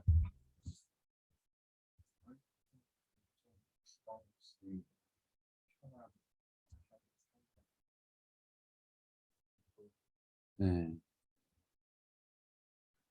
우선 그 크게 보면 그림 그 그래픽 사이즈가 일관성이 없죠. 왼쪽은 위에 거하고 밑에 거 사이즈가 다르잖아. 저러면 안 된다는 거야. 지금 이제 병행 이렇게 여러 가지 정보를 나열해 놓은 거거든. 그러면 중요도가 뭐 더 위에 게 높은 것도 아니잖아. 그러면 그런 이미지 사이즈도 통일을 하라는 거예요. 그리고 글씨가 위에 타이틀이 될 만한 건 좀 볼드체나 좀 큰 글씨로 써야 돼. 폰트 사이즈가. 그죠? 이 왼쪽 거 너무 작아요. 블로그라는 그 타이틀 제목이.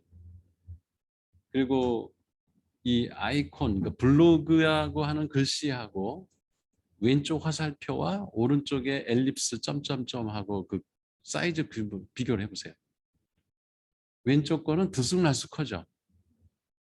그냥 갖다 쓴 거야. 그 사이즈 조정을 안 하고. 근데 오른쪽은 일관성이 있잖아. 세 개가 통일감이 있거든. 같은 사이즈 거를 썼고. 그게 미세하지만 예민한 사용자들은 이런 시스템 자꾸 안 쓴다는 거예요. 들어갔다가 심리적으로 이게 불안해. 저런 화면을 일을 하면. 그리고 이제 글씨도 위에 타이틀을 진하게 한 건 좋은데 여기는 너무 진하게 하고 크게 불필요하게 크게 했고 왼쪽은 오른쪽은 그 밑엔 설명이니까 저건 볼 사람은 보고 안 볼 사람은 안 보는 거거든요. 타이틀이 중요하니까. 그래서 그거는 흐리게 하고 그 폰트 사이즈 줄이고 그래도 그 일관성 있게. 여긴 보면 또 밑에는 또 그 타이틀이 볼드를 안 썼어요. 왼쪽엔. 그죠? 밑에 거에는 흐리게 했어. 그럼 그리고 글씨는 또 너무 작아. 여기 왼쪽에 밑에 보면은. 저건 이제 나이 든 사람들은 짜증나지. 저렇게 해놓으면. 그러니까 연령대나 뭐 이런 것도 좀 감안을 해야 돼요. 이 시스템을 누가 사용할 건지. 그래서 그 좀 일관성 있게 그 사이즈나 폰트체나 그 볼드체나 뭐 이런 것들을 일관성 있게 쓰라는 거고, 이미지 크기나 이런 것조차도. 자, 여기서 보면 이게 멋있어 보이죠. 어떤 면에서는 왼쪽 게 그 이렇게 뒤에 섀도우가 있는 버튼을 썼는데 너무 남발하지 말라는 거예요. 이게 멋있어 보이는 게 주가 아니라는 거지. 정보 시스템을 사용하게 하고 그게 어떤 기능을 수행한다라고 하는 거. 그러니까 정보 전달에 더 관심을 가져야 된다.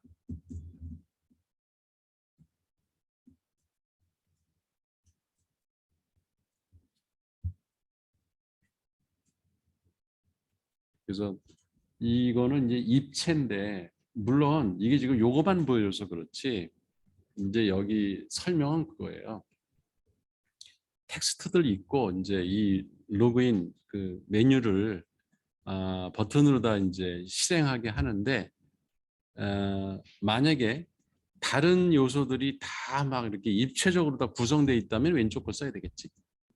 근데 텍스트가 쫙 있는 데서 이제 로그인만 하라, 이런 그 버튼 하나 있는 데다가 그걸 또 그거만 별도로다가 뭐 입체로다가 보이게끔 한다는 게 이게 균형이 안 맞는 거예요. 그래서 그런 균형을 맞춰서 버튼을 우리가 선택할 때도 쓰라는 겁니다. 이게 파워포인트 쓸 때도 사실 똑같은 원칙이 적용돼요. 여러분이 파워포인트 화면 만들 때 불필요하게 막 입체로다가 막 3차원으로 해서 그 오브젝트들을 갖다가 이렇게 느리고 막 이렇게 해놓으면은 혼란스러워요. 사실 그런 그래픽 멋을 내는 게 중심이 아니거든. 중요한 거는 그 타이틀들, 그런 제목들 이런 걸로 정보를 전달하는 게 주라고. 특히 파워포인트 같은 데서는. 그러니까 그런 그 우리가 이 화면을 통해서 무엇을 하려고 하는가, 그 일의 목적에 맞게 화면 구성도 하고 거기에 폰트도 쓰고 그런 입체 요소나 이런 것들이 필요한지 안 한지를 잘 그 판단해서 최소화하라는 거예요. 네. 왜냐면 저걸 남발하면 별로 그 효과가 사라져요. 중요할 때 딱 임팩트를 주는 그 아이콘을 써야지, 여기저기다가 막 그런 거를 집어넣으면 혼란스럽게만 하다는 거지. 한때 그 플래시라는 왜 기능이 도입 처음 그 등장했을 때 홈페이지 들어가 보면 막 여기서 번쩍 저기서 번쩍 화면이 막 움직이고 막 이러잖아. 그거 거의 다 싫대. 그 플래시를 너무 많이 쓴 거야 그때는. 그게 막 멋있으니까. 그리고 또 업체에서 그 기업 그 홈페이지 만들 때 자기네들은 플래시 화면 잘 쓴다 이거지. 그래가지고 막 여기저기다 배치를 하고 한 것들 사용자들이 짜증난다는 거야. 나는 지금 이걸 보고 싶은데 옆에서 뭐 번쩍거리고 뭐 화면이 움직이고 그러면은 집중이 안 돼요. 그래서 이 화면의 목적이 무엇인지 그걸 정확히 생각하고 저런 컨트롤 오브젝트나 이런 요소들을 잘 설정해서 쓰라는 거지. 그 분위기에 맞게. 그러니까 저것도 하나의 톤이에요, 톤. 어조. 내 친구 만났을 때도 쓸데없이 막 그 어려운 말 써가면서 막 뭐 불어 쓰고 막 멍주르 뭐 이래가면서 하면 탁살 돋잖아. 그거랑 비슷한 거야. 그 어린아이하고 대화할 때 우리가 써야 되는 단어가 있고, 할머니 할아버지 노인네들이랑 대화할 때 쓰는 단어가 있고, 또 점잖은 자리에서 고급스러운 말 써야 할 때도 있지. 예. 시장 가서 또 그런 말 쓰면은 닭살 돋잖아. 예. 그러니까 그 톤이라는 거를 잘 선택해서 우리가 쓸 줄 알아야 이 커뮤니케이션, 이것도 하나의 커뮤니케이션이거든. 컴퓨터하고 사람하고 그걸 잘할 수 있다는 거죠. 여기도 차이가 뭐예요? 왼쪽과 오른쪽. 음, 그치. 지금 여기서 중요한 버튼은 로그인 미라고. 그죠? 저기를 강조해주면, 사용자가 오른쪽 화면에서는 얼른 저걸 누를 수가 있어. 여기서 로그인 화면이구나. 근데 그 세 개나 이렇게 쫙 펴놓으면, 뭐 하라는 거지? 사인부터 해야 되나? 어? 내가 패스워드 잊어버렸나? 막 이런 걸 읽고 앉았다고. 그만큼 그 사람 에너지 낭비하는 거예요. 그러니까 여기서 forgot 패스워드는 사실은 로그인 실패했을 때 쟤는 활성화해줘도 돼. 그지? 여기서부터 무슨 패스워드 찾으려고 할 필요가 없잖아. 그리고 저건 안 하고도 다 지나갈 수 있는 거고. 그러니까 그런 거는 아예 버튼도 안 만드는 거예요. 그냥 글씨로만 있어. 그러다가 로그인 실수하면은 제가 이제 그때 화면을 뜨면서 그때는 파란 게 오히려 덧입혀지면서 그 버튼이 강조가 되는. 그래서 무슨 액션을 취해야 될지 사용자가 그거를 강조하는 버튼을 하이라이트 시켜줘라. 이런 거죠.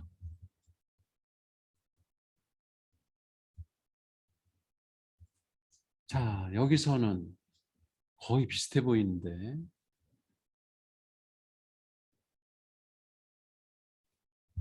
왼쪽과 오른쪽의 차이점.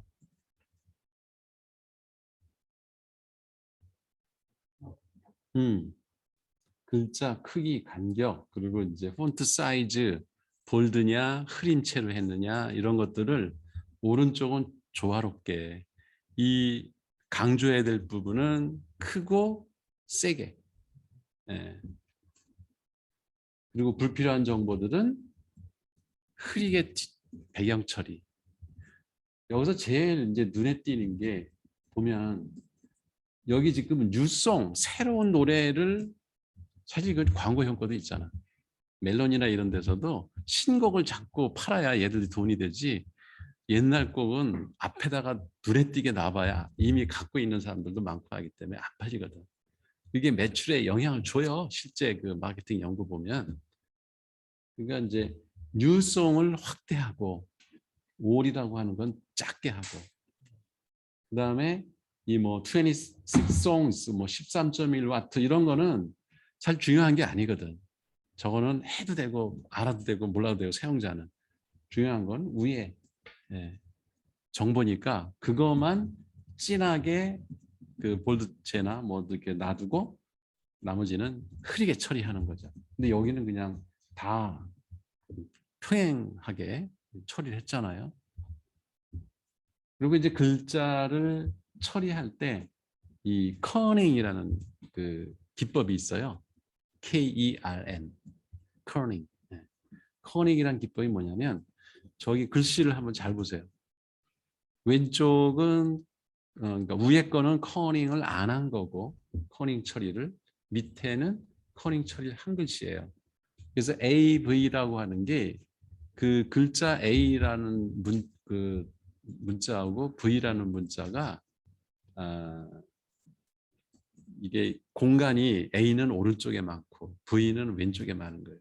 이 두 개를 같이 놓으면은 무언가 이게 뭐 폰트가 안 맞나 이런 느낌이 들어. 그래서 그거를 간격을 좁혀버리면 되게 편하게 보입니다. 그래서 AV가 이렇게 붙어 있잖아. 그죠? 밑에 거는. 보기가 훨씬 좋은 거죠. 저런 기법을 커닝이라고 해요. 이 그래픽 디자인 하는 사람들 이거 되게 민감하게 생각해. 그 왜 로고 디자인 하거나 명함 디자인 이런 거 할 때. 근데 우리는 이제 저런 개념이 없지. 일반 사람들은. 저 밑에도 봐요. 어베일 때문에 I하고 L이 저기 붙잖아. 저렇게. 글씨가 A하고 V하고 A 이거는 벙벙 떠 있고 뒤에 있고 IL은 바짝 붙어 있고 이건 사실 그냥 타이핑한 거야. 저거는 뭘 누가 일부러 그런 게 아니라. 근데 그거를 적정한 간격으로 띄어야 이 가독성이 올라가는 거죠. 밑에처럼. 요게 된 거죠. 오른쪽 게 커닝을 한 거고 왼쪽이 안 된 거고. 요것도 이쁘잖아. 그죠? 왼쪽에 비하면은. 그래서 사실은 이 앱 개발하는 사람은 이것도 신경 써야 된다는 거예요. 왜냐하면 이 화면이 작기 때문에 글자 하나하나에서 주는 그 느낌이 확확 차이가 나거든요. 그래서 어떤 화면은 보면은 되게 이쁘다. 화면 설계가 잘 돼 있다. 그러니까 거긴 들어가서 그 일을 뭘 하면 재밌고 즐거운데 이제 커닝을 안 한 저런 문자들만 이렇게 딱 돼 있으면은 이거 엉성한 싸구려 디자이너가 이거 화면 만든 것 같네 이런 느낌이 들면서 그 회사 자체에 대한 신뢰도가 떨어지는 거예요. 별거 아닌데, 그지? 자, 이게 아이콘을 썼어요. 비슷비슷한 거 같잖아. 뭐가 차이가 있는 거죠? 응? 저게 예, 그죠? 심플해 보이죠. 여기 쓸데없이 진하고 뭐 또 이렇게 뭐 선이 이렇게 있어가지고 도대체 이게 뭐 편지가 날아가는 거야 뭐야 뭐 이렇게 사람을 혼란시키잖아. 그냥 단순하게 저렇게 응? 편지 아이콘만 있으면 되는데. 그리고 집도 이게 좀 엉성하잖아. 뭐 지타만 집 같고 그 뭐가 임팩트가 없어요. 그죠? 아이콘 자체가. 그다음에 이 시계도 보면 일관성이 없는 거야. 필링을 하든가 색깔을 칠하려면 다 그럼 집 아이콘, 편지 아이콘도 전부 까맣게 안으로다가 메꾸든가. 만약에 그런 게 어울리는 화면이라면 근데 여기는 왜 갑자기 꺼멓게 이게 필링을 했냐 이거 색깔을 채웠냐. 그러니까 여러분이 포토샵을 한 번이라도 해봤으면 이제 이게 별도의 작업이 들어가잖아. 필링하는 그 작업을. 그거 왜 했냐 이거지. 저건 안 하고. 그러니까 이런 식으로 일관성이 없으면 안 된다는 거예요. 그러니까 만드는 아이콘을 만든다고 생각하고 한번 비교를 해보면 금방 왼쪽은 이게 일관성도 없고 완성도도 떨어지고 어? 사람을 혼란시키는 아이콘을 이렇게 뭐 막 썼는데 오른쪽은 똑같은 원칙을 가지고 한 사람이 디자인했다는 게 확 느껴지잖아요.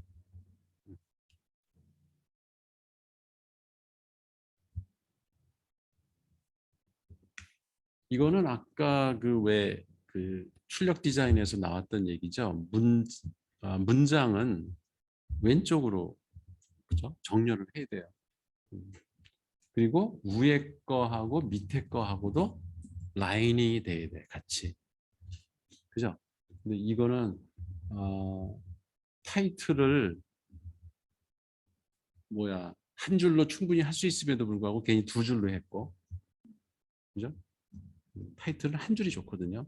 부득이한 경우에는 두 줄로 가되 뭐 가로를 하든지 아니면 폰트 사이즈를 줄여가지고 한 줄로 하든지 예, 그게 좋고 그리고 이게 줄이 안 맞다 보니까 이 화면 자체가 엉성해 보이잖아. 음.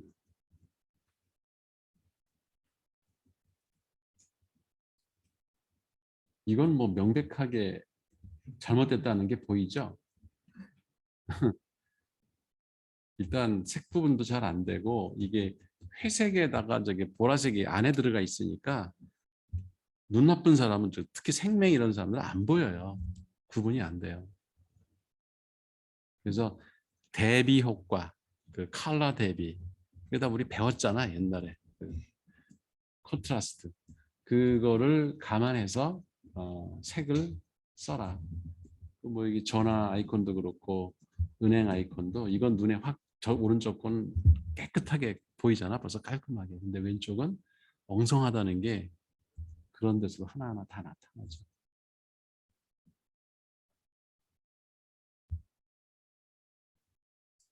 이거는 뭐가 문제인 것 같아요. 음, 그렇지. 여기 그냥 에러. 이게 마이크로소프트가 이 짓을 잘해. 아주 유명한 회사야. 마이크로소프트는 에러 사인이 나왔는데 어떻게 하는 건지 모르겠어. 뭐 메모리를 참조하여 어쩌습니다. 뭐 이런 거 잘 나오잖아. 어떡하라고. 그 다음 액션을 알려줘야 되거든. 여긴 보면 패스워드가 틀렸습니다. 기억 못하면 리셋하라. 이렇게 찾든지 이렇게 그 다음 취해야 될 액션을 보여주는 이게 이제 입력 화면에서 우리가 기억을 해줘야 되는 거죠. 여기서는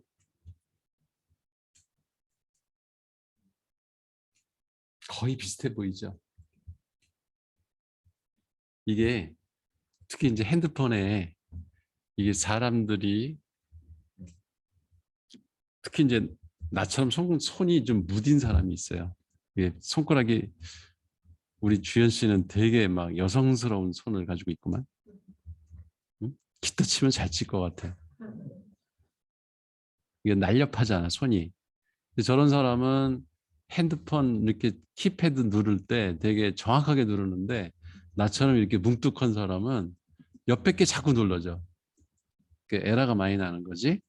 그러니까 여기서도 별 차이 없는 것 같지만 오른쪽 거는 그 손가락의 크기를 감안해서 아이콘 크기를 만든 거예요. 오른쪽 거 누르고 싶지. 이쪽은 누르면 실수할 것 같아. 네. 그래서 그런 것도 감안해라. 그래서 이게 적어도 45 내지 57 픽셀 크기의 이 아이콘을 쓰래요. 핸드폰에서 손 터치로다가 명령을 시행해야 되는 경우에.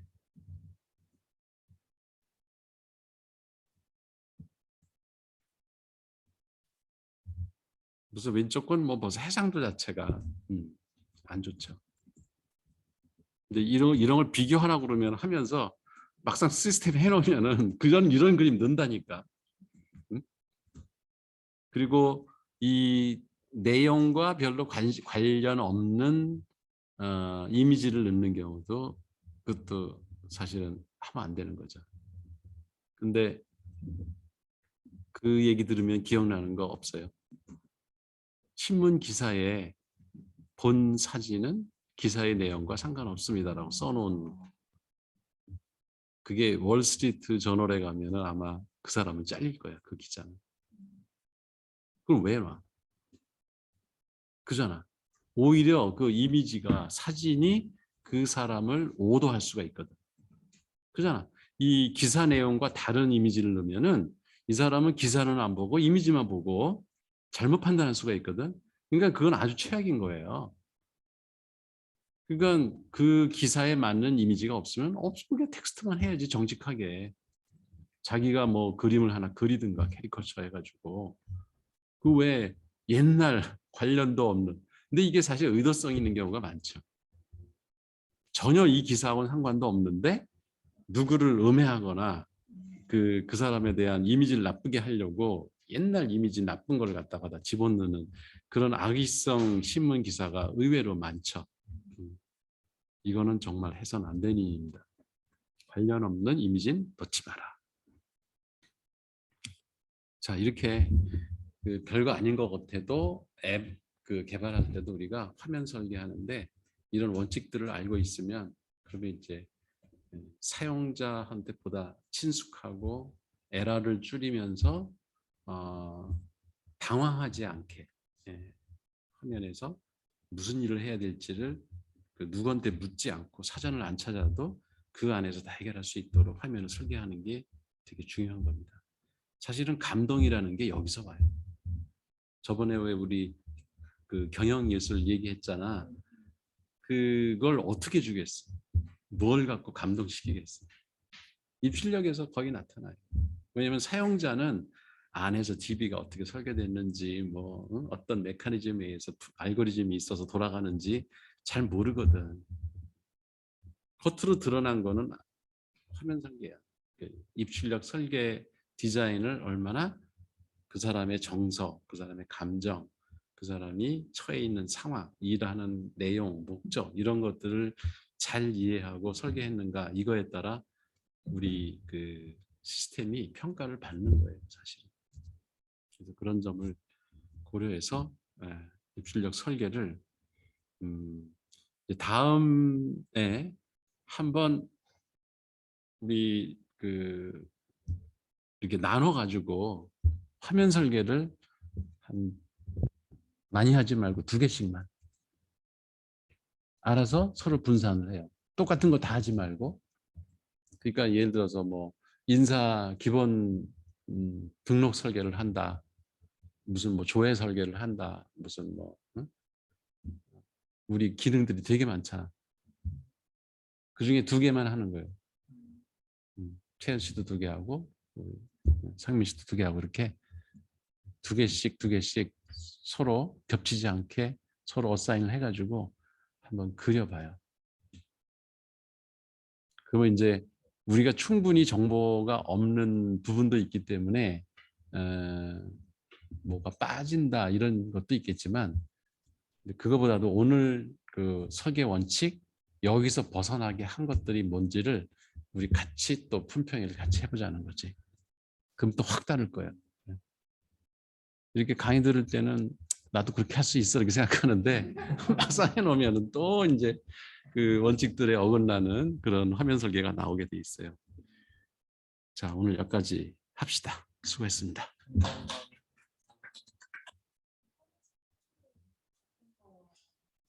그것도 네, 자유롭게 통일을 해요.